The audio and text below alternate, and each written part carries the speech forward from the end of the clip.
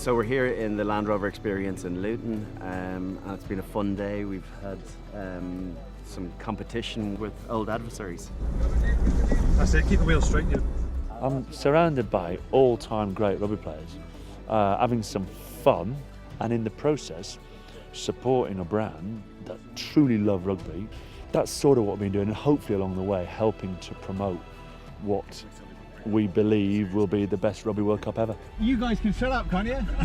Eddie's admitted himself a few times. What you can't deny is the work that Stuart Lancaster and Graham Rowntree and Andy Farrell did before that. I mean, I think he's talked a lot about turning up at his first training session, January 2016, going, oh my God, I need to buy a lottery ticket.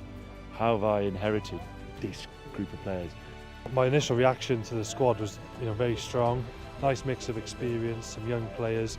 That's it. That's perfect. The state of affairs in Ireland, the strength and depth that we have, there was always going to be a couple of shocks in the announcement of the Irish squad. I think on the whole, a pretty good squad.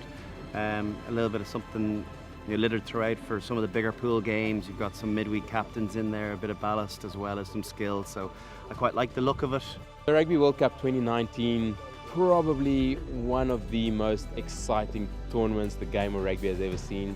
From a South African perspective, a year ago, we were really worried about if we were going to have enough quality players to go to the World Cup. All of a sudden, the depth in the squad was absolutely brilliant, and I think that's created a lot of optimism around a South African perspective at a World Cup with a true realistic potential of being a team to go on and win it. It's always tough to trim a squad down from 40 players to 31. I think Gregor's obviously thought long and hard about who he's taking, who he's missing out. We saw with the announcement yesterday of the Irish team that surprises happen and some players that you expect to be there are not going to be there.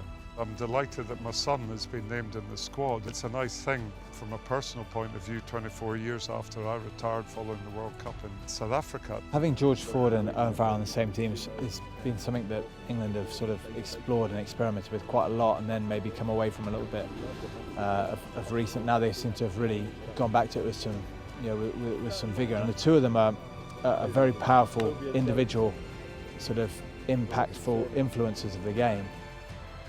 Well, Rugby World Cup 2019 will be a very exciting tournament. It's the first Rugby World Cup in Japan. The list of those teams that are capable of winning the tournament is a little bit bigger than it's been in previous World Cups. It's headed up by New Zealand, no doubt. They're still very much the team to beat, but there's a number of other teams that are very much capable of winning it. I think this England squad are very different to the England squad of 2015.